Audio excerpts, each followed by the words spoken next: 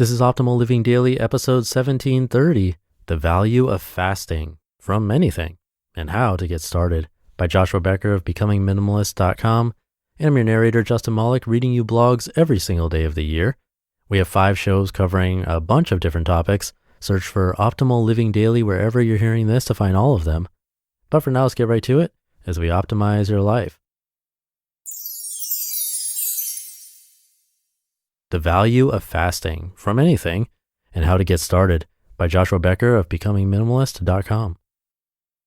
In my mind growing up, the idea of fasting was always tied to food. My Catholic friends would fast during Lent, the 40 days leading up to Easter, by not eating meat on Fridays.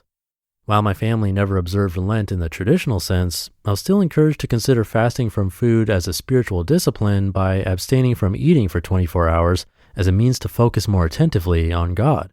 In many ways, my views on fasting have not changed. I still see spiritual value in removing food for a period of 24 hours. The practice does indeed heighten awareness of spiritual matters. And nothing I write beyond this point is meant to take away from that practice or the spiritual benefits of it. I only mean to add to it. You see, as I've matured in my life and my spirituality, I've begun to recognize additional value in the discipline of fasting. Moving beyond abstaining from food, I've also learned to appreciate the benefits of fasting from almost anything in moderation. Fasting, it seems to me, is ultimately about self-control. It is about the intentional removal of one external controlling factor in our lives for a period of time. It is an exercise in self-control, and self-control holds benefit for all, regardless of our faith or non-faith preferences. In college, for the first time, I set out to give up one controlling factor in my life for a period of 40 days, a form of fasting that drew inspiration from my Catholic friends, although I'll be quick to admit that most world religions embrace some form of fasting. My thinking went like this: if there is any external reality in my life that I could not give up for 40 days, it has become a controlling influence on me. By definition, I have lost an element of self-control. Over the years, as a result of this exercise, I've fasted from television for 40 days, eating out for 40 days, my cell phone for 40 days, and candy for 40 days. Each time I choose one thing that would be difficult to part with for a period of days and then challenge myself to go without it as an exercise in self-control. Each time, it seemed, I learned more about myself and gained additional insight into finding balance in my life. I'm not alone in my practice of this discipline. The minimalists recently gave up social media for 30 days. Courtney Carver has written about giving up sugar for 30 days. And almost everyone who attempts an extended shopping ban will tell you it was worth it.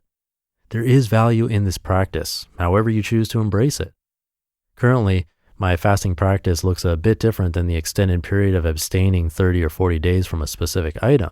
Over the past year, I've returned to the 24-hour model of intermittent fasting, choosing to abstain from coffee on Saturdays. It's not a long, drawn-out practice that requires pre-planning of any sort. It's just a simple reminder to me every weekend that I am in control of my habits, not coffee. Recently, I texted a friend to see if I could call her about a writing project on a Sunday evening. She said I'd have to wait until Monday. Sunday evenings are our family time. I don't do any work on purpose. Just another form of fasting, I thought to myself.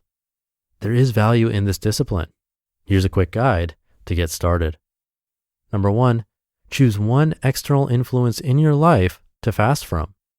The best practice for testing and strengthening self-control is to choose an item you imagine would be difficult to part with.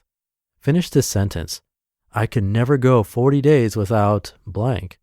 Whatever pops into your head might be a good place to start. Maybe it's chocolate, or Facebook, or alcohol, or Netflix. You get to decide. Number 2, choose a period of time or regular interval for your exercise. You may choose 7 days, 40 days, or 365. Or maybe you want to fast every Saturday, every weekend, or every first week of the month. Again, the choice is yours, but do choose a period or interval of time that will challenge you and require a measure of self-control on your end. Number 3, make arrangements if necessary. If you're choosing to abstain from sugar for 30 days, it might not be wise to keep lots of sugary snacks in your pantry.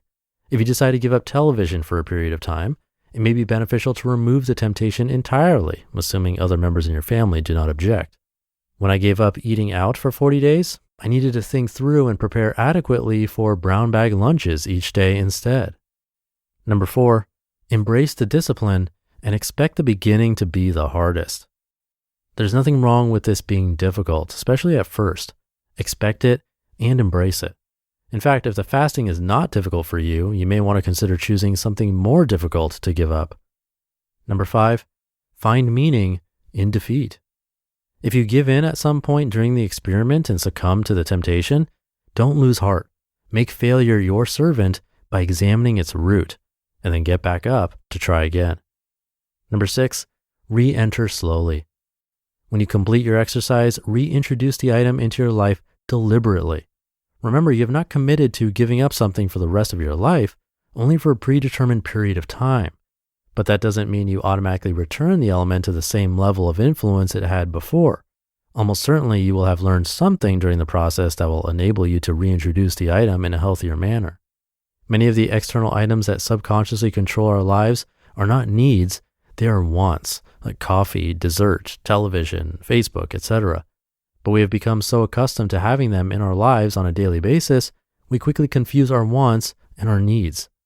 Fasting from anything and or everything for a set period of time helps put these items back in proper perspective and gives us the strength to walk away when necessary. There is value in the practice of fasting. I found this to be true. So will you. You just listened to the post titled, The Value of Fasting from Anything and How to Get Started by Joshua Becker of BecomingMinimalist.com. And thank you to Joshua. I really like this one because we'll often let our compulsions do what they please without bringing mindfulness and awareness to it, to the point of one-click purchases as a dopamine hit. And like you mentioned, you don't even have to go 40 days like Joshua did. 40 days without a cell phone is pretty impressive, but why not try this on a smaller level? Like first keeping your phone away just at dinner. I did that accidentally the other day and loved it. Choose what works for you. It's really important. And if you want some help decluttering, Joshua created an app worth checking out called Clutter Free. Come by clutterfree.com to give that a peek. I'm sure it'll take your decluttering to the next level. But that'll do it for today. Have a great day, great weekend if you're listening in real time. And I'll see you tomorrow where your optimal life awaits.